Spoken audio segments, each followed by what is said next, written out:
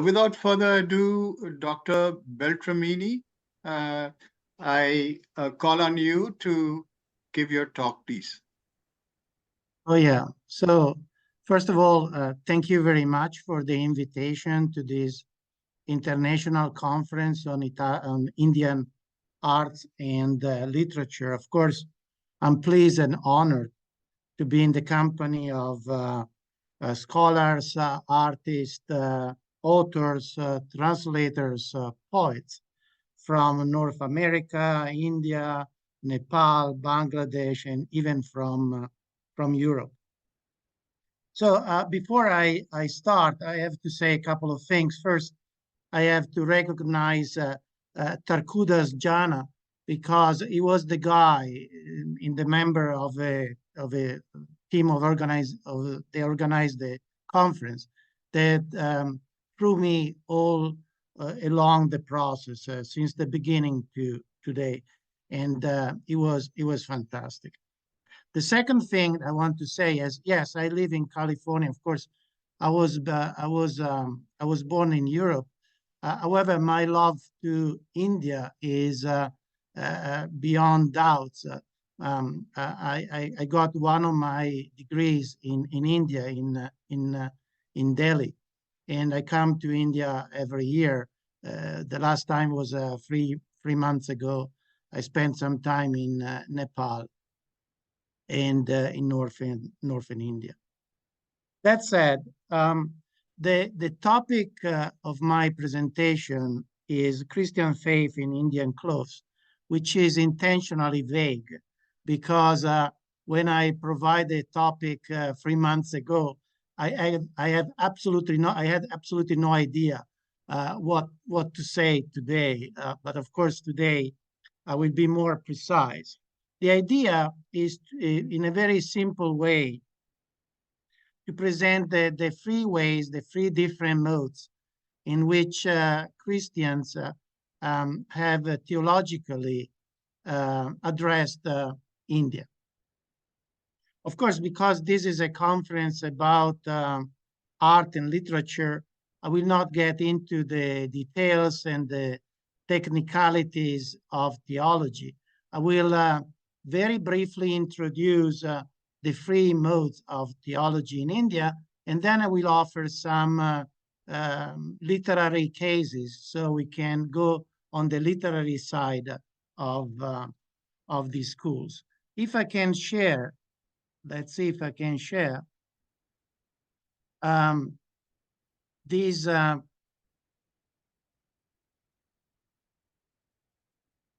you go. If I can share this slide, which is the only slide I prepared.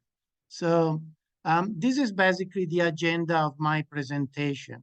So there are three schools of theology developed by the Christians in India in the last 80 years. So basically after the independence.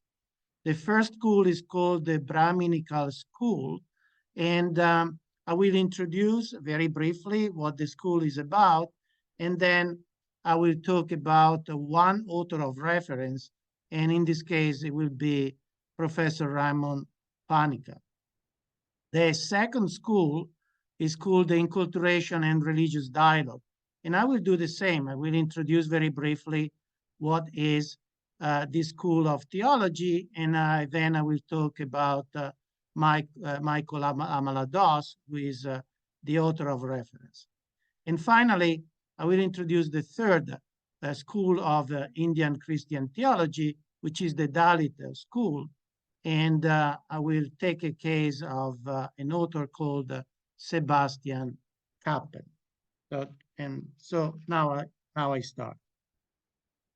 The Brahminical school is more properly the Brahminical way of doing Indian Christian theology. The school celebrates the reciprocal impact of a Christian-Hindu dialogue on both sides, with an emphasis on the study of the foundational text of both religions and doctrinal continuity. In the words of Panikar, a mutual fecundation is at work between Christianity and India. This fecundation produced fruits, and I quote, it has Hinduized Indian Christianity, and it has Christianized traditional Hinduism. End of quote. The writing of theologians draw upon ancient Christian and Indian sources, including the Vedas and the Upanishads. A Brahminical-based Hindu-Christian theology tends to be identified with the study of the Hindu classical philosophy and religion.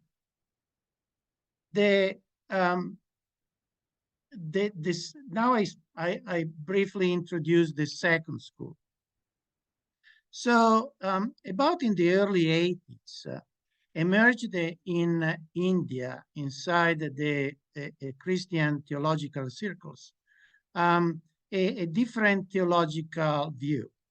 The idea was to introduce religious dialogue and enculturation to capture the blooming of the Indian theological community.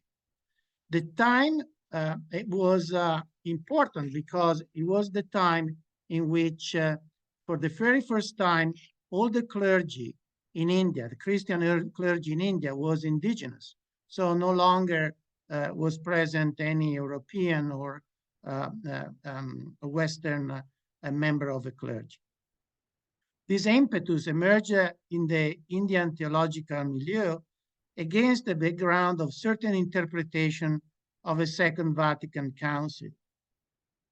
The primary object of religious dialogue and enculturation is to reach peace among religious traditions and build an Indian church that remains a minority presence among the great religion of Asia, but no longer conserves a foreign face for the people of India. As a theological genre, it is responsible for important contributions in the field of biblical studies and Christology. Now I move to the third and the last school, which is the Dalit theology. Dalit theology, instead, so in opposition of the previous two, takes seriously the reality of the poor and marginalized in most of the Indian Christian community, including those who come from the Dalit background. For Dalit theologians, the social problems and the Gospels are indivisible. In their view, the church is necessarily people-centered, or more specifically, poverty-centered. Her concern, the church is feminine, so is her. Her concern is the liberation of God's people from any form of slavery or bondage. But the task of Christian theology, Dalit theologians believe, is not simple to liberate the oppressed, but most importantly, to transform the oppressing structures so that liberation is once and forever defeated. Dalit theology is not properly focused on liberating individuals, but making society more just and ultimately more kingdom-like, basically a perfect justice. So this was the introduction of this very briefly about this free school of theology. Again, as I said, because this is not a conference of theology, now what I'm going to do is to show you how literally these three different schools of theology present their arguments. In an interview given in German, Ramon Peinekar described his first encounter with India, the land of his father. It was in 1954. I have to say, Ramon Peinekar is a global known theologian. He actually was born in Spain, and he died 14 years ago. But his father was Indian, and he went to India, spent some part of his life in India, and he considered himself an Indian. So that's why I consider him. So let's go back to the interview that Peinekar gave in 1954, the first time he went to India. I quote, "I didn't go to India, my land of origin, as a teacher, but as a student, not as someone who is already at school, not somebody who's already a scholar, but as a seeker. I sat without any difficulty at the feet of a master, learned the language of the people, and was one among them. It was not pre-planned. It was my karma." End of quote. One can notice the change in tone and style from Panikar to Alamados, who is the author of the second school. In this passage, in which Alamados offers a portrayal of himself as a child, Michael Alamados is a 87 theologian, already retired, but is probably the most famous Christian theologian these days. I go back to the quote. Is Alamados who is talking. "I grew up in a largely Hindu village near Tirupati. Growing up in a Jesuit-run boarding school, I also became deeply Catholic. At the novitiate, Father Ignatius Hirudayam opened my eyes to the riches of Indian cultures and religions. When I was doing my philosophy, I was privately immersing myself in Indian culture, philosophy, and religion." And this is the end of quote. In reading the two passages, the one of Panikar and the one of Alamados, one experiences the feelings of a return from solitude to society, from spiritual to physical, from concept to issues, and from lyrism to pragmatism. The reader notices how the mysterious, boundless, and sublime image of India as a master, or the guru, in Panikar, becomes in Alamados a series of events in the ordinary life of an Indian Catholic boy. The two descriptions of the encounter with Indian culture, philosophy, and religion contain the most distinguished elements of the two streams of Indian theology. To begin with, note how Panikar views his encounter with India as a meeting with a metaphysical entity and an ancient wisdom. And see how Alamados views the same encounter as practical, social, and geographical. For Panikar, India is something general, absolute, abstract, a sort of concept. For Alamados, India becomes concrete, particular, and specific, a real identifiable location. Further, consider how Panikar's description is expressed in a rather literary language, using even religious terms like karma. But Alamados' style is more informal and offers a detailed picture of living events and people. India no longer represents a mystery of the eternal present, but rather the physical and social place where events happen and people experience happiness and troubles. The transcendent India has become the immanent India. Just as philosophy is the predominant mode of investigation in the Brahminical stream, so is a social theory in Alamados' contextual theology. And just as Sanskrit is the door into the mystical heart of India, culture is the perfect gateway to approach the pluralistic reality of South India.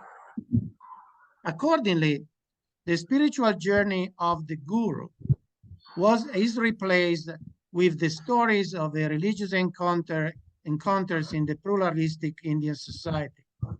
The imaginative contemplation of a spiritual world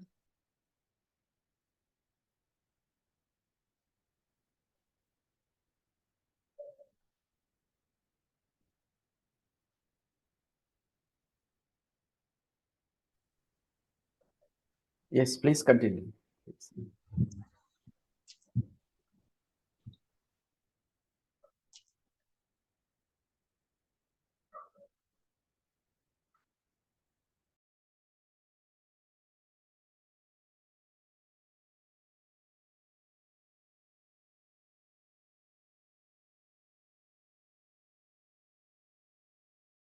Hello?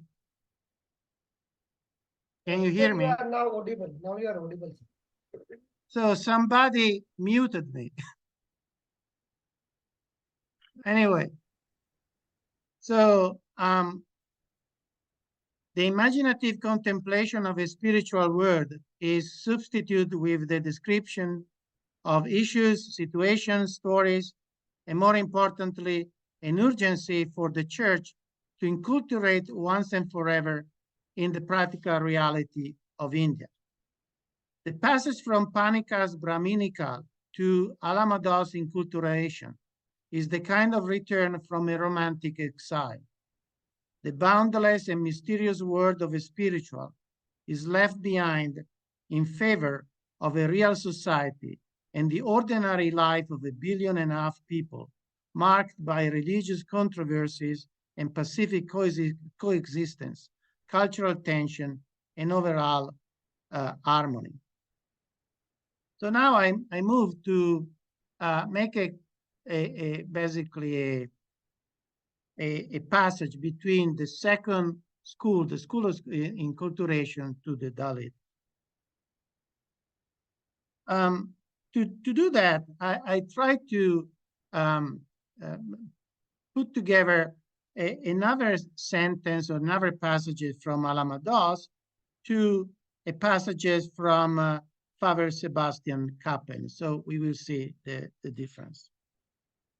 One example of the two theological sensibility is offered through a brief comparison analysis of these two passages, one of Alamados and the other one from Kappen. Alamados completed his doctoral studies at the Institut Catholique in Paris with a thesis on sacramental theology that focused on the problem of inculturation. Kappen did his doctoral studies in Rome at the Pontifical Gregorian University, writing a dissertation titled Praxis and Religious Alienation according to the economic and philosophical manuscript of Karl Marx. Alamados discovered in the social science an extension of his philosophical and theological studies, and Kappen found in Marxism the tools of social analysis needed to understand the people's alienation from freedom.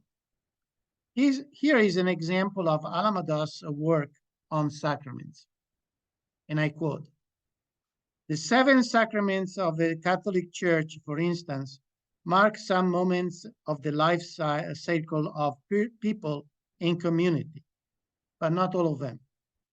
They ignore totally the agriculture and seasonal cycles. Besides, many of the rituals of cosmic religion also aims at celebrating and stabilizing the social order in addition to religious faith."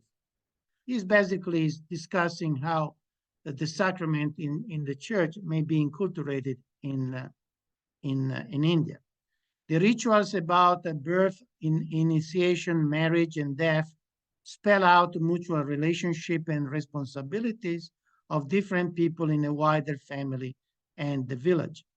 This is the reason that the official rituals of the church don't totally satisfy the people. And he goes on with this criticism. Now, let's go to an example of Kappen's writing on alienation. And I quote, "Today, more than ever, there is a need to take a critical view of the productive forces of capitalism to drive from it the right theoretical and practical conclusions. All the more so since contemporary capitalism is far different from the one that existed in 19th century England. The gravity of the problem will become clear when we remember that 65% of the corporate investments in the Western world are for rationalization and technical innovation." And it goes on and on.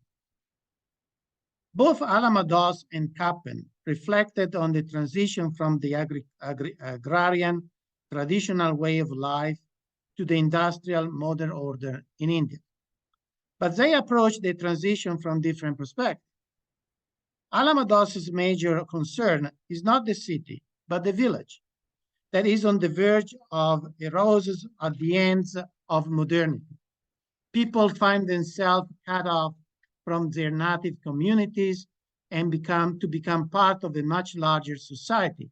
In Amalado's words, one of the tools that Gandhi used for promoting interreligious harmony was interreligious prayer meetings. At such meetings, passages from different scriptures were read and devotional songs from different religious traditions were sung, concluded by an exhortation to promote interreligious peace and harmony. These happen even today in villages. In reality, at the popular levels, there are instances of greater involvement in the celebration of festival and pilgrimage. So the attention of Alamados and the School of Inculturation and Religious Dialogue is more the transition from the village to the city. Kappen's main preoccupation is the incumbent prospect of social annihilation under the threat of rationalism and technology. They studied, Kappen and the school of the Dalit school, they studied the same historical passage, but differently from Alamados, is looking at the journey from humanism to Darwinism, from humanity to machinery. The difference between Alamados and the School of Inculturation and Kappen and the School of Dalit School is also in style.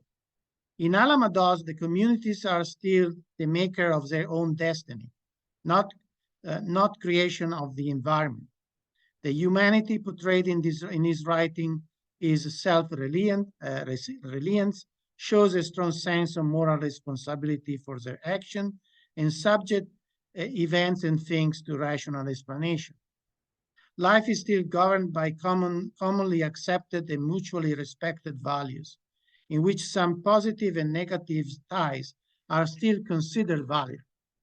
In Alamados, character and faith take precedence over circumstances and settings. In Kappen, instead, the mass of individuals struggle to maintain self-direction in a world framed by utilitarianism. Kappen's world is made of production, crises that fall and rise, in individuals who are interchangeable economic units that can be dispersed and reassembled into new groups by the pressure of capitalism laws of wage and profit.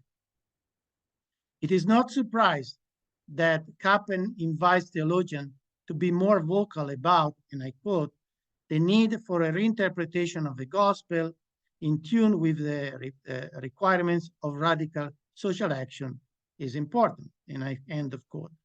So this was my presentation. Very simple. The Indian Christian approach India in three different ways, and I just try to offer three literary examples. Thank you. Thank you, sir. Thank you very much, Dr. Beltramini. I think that was a wonderful talk with kind of comparative perspectives on how Indian Christianity, the issues faced by Indian Christianity in these different ways.